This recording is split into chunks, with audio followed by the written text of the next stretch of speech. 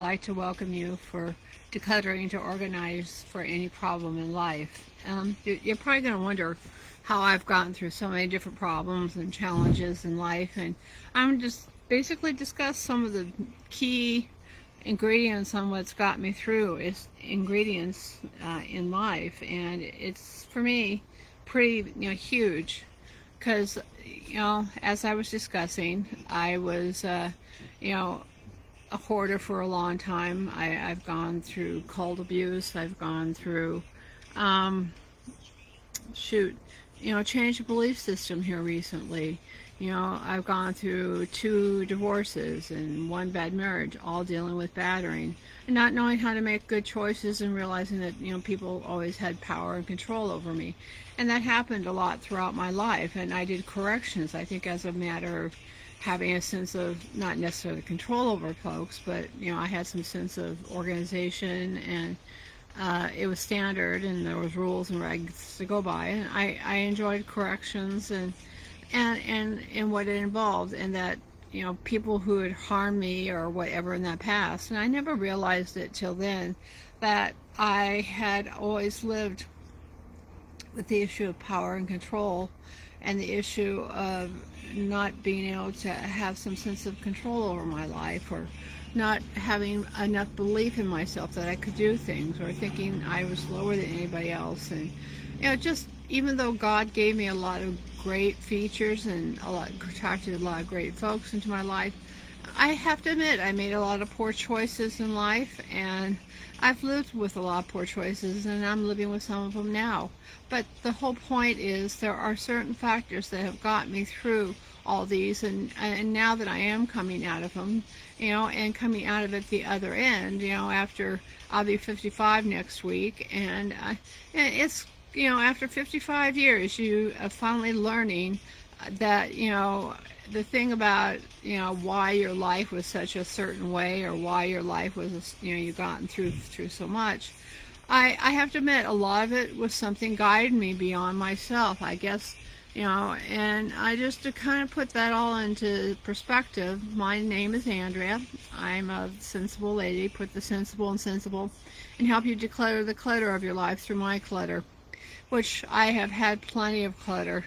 And my book will be coming out here shortly. It's just coming back now from being done for you guys, and it's going to be coming out, and it's going to be great, and we're going to have some great stuff for you with it. And it's coming very quickly, coming very soon, and I have to admit, to me it's a blessing, and it's going to be a blessing for me to be able to share, the secrets of a hoarder turned declutterer with you guys. And it's about life, and as far as I'm concerned, it's dedicated to people that have gone through a lot of challenges, related to stuff. It's related to help families, to help people. It's related to maybe seeing yourself in there, or any number of things, and it's a work of love and everything else. And there's going to be a book coming out about my life in 6 to 9 months, and I just thought I'd share that with you, and that's actually being worked on right now. So, I've got a lot of stuff in the pipeline, and each day is a challenge. I went to a fellowship this morning, which was rather enjoyable, and I have to admit, I got a lot out of it, and it gave me a lot of belief. And I guess, I'm going to start out with that, is belief. Belief in so many things in my life. I believe that things could be better in my life. I could have a better life.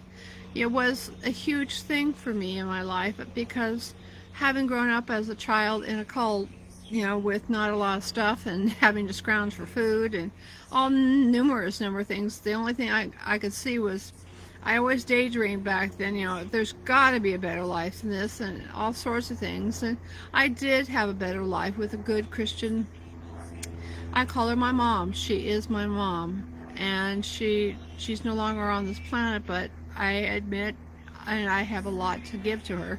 And what was rather interesting this morning, if you think about belief, and if you can believe this, I ran into somebody I used to know in junior high, who lived next door to my foster mom, and knew the family of I was talking about. And it was amazing, and knows where I could probably find the people, the family, where I've only seen them once, and that connection. And I said, boy, talk about belief, and God connecting people with, you never know where it is, and the odds of that happening to me was amazing.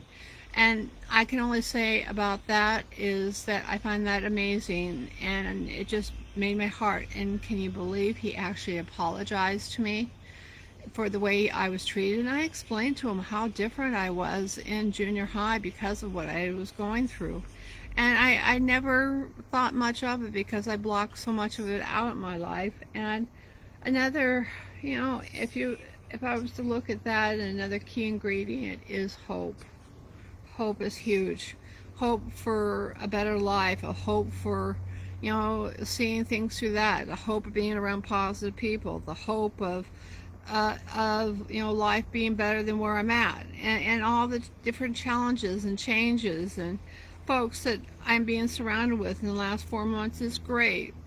And the only thing I can say to you out there is hope is a huge one, because sometimes when life seems to throw everything at you, whether it be disease or financial problems or relationship problems or any number of things, and believe me, I've been through it all, and I'm still dealing with challenges right now. And life is not always easy, and the only thing I have to say about that is that, as I was talking about, depending on what problem or challenge in that, a big thing in that and hope in that is attitude. Attitude's huge.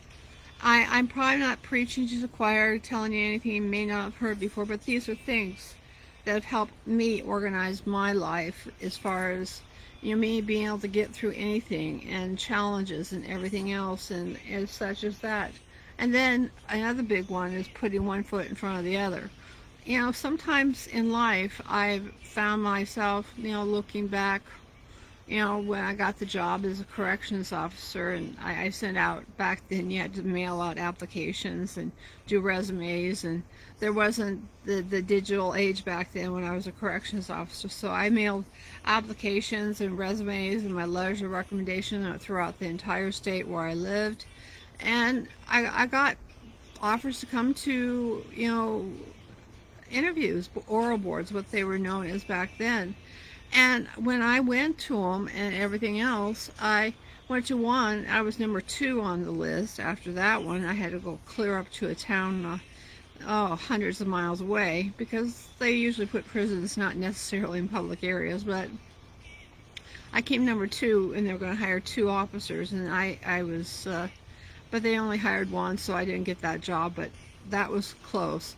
But then I went to another interview, and talk about putting one foot in front of the other. I just kept on going, motorboat. Sometimes you are just a motorboat and putting that one foot in front of the other. It's like going up a pathway in life, and sometimes the only thing you can see in front of you is that one foot in front of the other, and sometimes that's just one day in front of the other. And you could do planning and do all sorts of things in life, but the one thing and this is kind of taking you back to that moment, I went to the job interview, and there were 300 applicants for the one job, and I was up against some pretty tough competition. I was a woman too back then, and we're talking years and years ago, when women in corrections and what I did was a rarity. And I got the job. I was called back the next day, and most of that oral board was bullshitting, and excuse my language, but the whole point was I got the job, and it was so exciting. And I'm not going to give her name out, but my foster mom, just me and us cried, and it was just that one foot in front of the other, seeing out the applications, just filling and doing all the footwork. Yeah, footwork, and sometimes that's what things amount to, is doing the footwork in life. And sometimes that means, filling out applications, making lots of phone calls, lots of emails, or things that, you think seem impossible can become the possible. And I've seen that here recently, things seem like the impossible become the possible because of that putting one foot in front of the other. And I'll say it again, and working with God, and God's definitely had a guiding hand in all my life. and I may not have known it even through my dark periods. There was, even during my suicide stints, there was some part of me that always wanted to live and have something better and greater in life. And it's happening. Sometimes, you know, I have to admit, I have not liked what things have happened lately. I have not really, I can be Miss Positive all the time, but to be truthful with you, it's not always an easy journey coming to you guys every night on Facebook Live. But for me, to you, and my heart to heart to you is my promise that I was going to do it.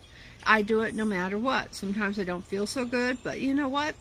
Sometimes, in spite of all the difficulties and things you run up against, you do things in spite of how you feel. You do them because you know it will move you forward in life. And that's another key ingredient, is that one foot in front of the other keeps you moving forward.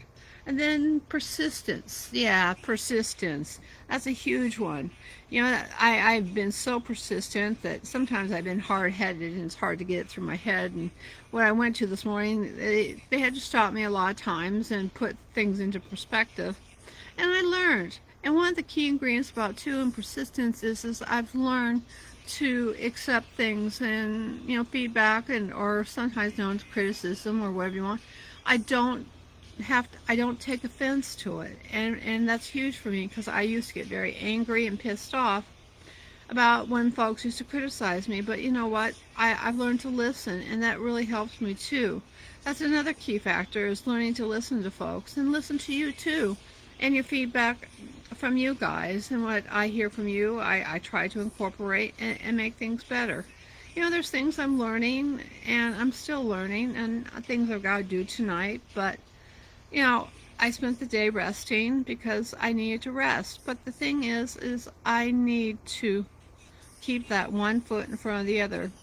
And sometimes that one foot requires some rest and relaxation, and because otherwise, you get so tired sometimes that you wonder, you get down on yourself. And that's one of the key ingredients too, is yeah, we all get down on ourselves, and there are going to be good days and bad days. And that's one thing I've had to do, is have acceptance of what is. And it is one of the key ingredients of another ingredients of being able to stay organized, is the acceptance of what is and what isn't. And yeah, acceptance is sometimes a very hard thing to do, because we want to look at it through different lenses. And this is what I look at. Yeah, I look quite different without glasses, and sometimes my glasses I put on backwards. But then a lot of times, in order to see, and everything else to see you guys, is that I have to be able to have, how can I say it, how can I say it, is that we have to be able to keep going. And as far as I'm concerned, is that another key ingredient is faith and love. Faith and love in yourself, faith and love in others who are surrounding you, and that does huge. And my faith has given me something to hold on to. It gives me a rock base, my faith. And sometimes the faith you have is kind of like shifting sand, and I have to admit, what I used to have was like shifting sand, and I was sure glad to see it go out the door. And I have what I have now, because it sure means a whole lot more to me now than what things used to be. And if the key thing in all this, if I could say, about how to stay organized and be able to be able to have a life, is to live life to the fullest, and to live it to the fullest you can, in a positive way. Whatever you want to define as positive. And I don't mean going out and hurting people, or stealing from people, or doing bad things, because you don't do yourself any favor. You get caught up in a criminal justice system that never seems to want to let you go. And the whole thing is when you can look at things through those lens, then you realize that I guess if I was to say anything else, that life is too short considering it's going to be my 55th birthday. Yeah, I'm going to be 55, if you can believe that. And I can see it, and stress has taken its toll on me these last few years, and I can even see it in the leaders of our country. It's huge. But one of the things I'm learning to is to de-stress. Learning to de-stress is another great way to make sure you stay organized in life. It's being stressed out. You can't think, you don't know where you're going, and it's hard to think. It's like you walking through mud. It's like depression or any number of things, and that's a huge factor too in helping to stay organized in life, is not to get stressed out, because your whole thinking and being able to stay consistent flies out the door, and you don't want things like that to fly out the door. And I guess too, I must realize, in thinking about too, that you know sometimes life is not fair, and I will be the first one to say that life is not always fair. I wish life can be fair and everything else, but it's what you make of it too.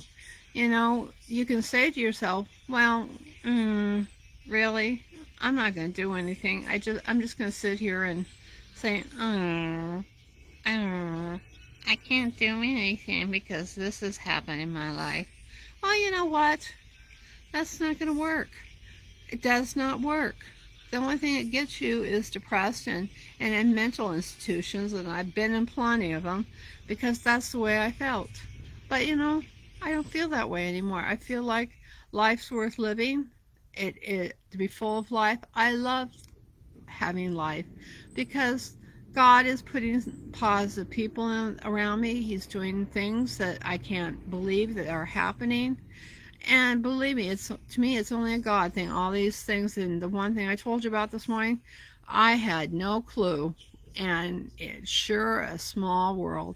And I have to wish that person, he was getting married to that same day, and have to wish him congratulations, because we all need to support and care about each other, and surround each other with support and care and love and kindness and compassion. If we can do that as a world and as a nation, it does wonderful things for being able to see that, we can have a life that is organized and is such, because, as communities, as states, as nations, or even the world, when we look beyond ourselves and get out of our own way, there's a lot that can happen.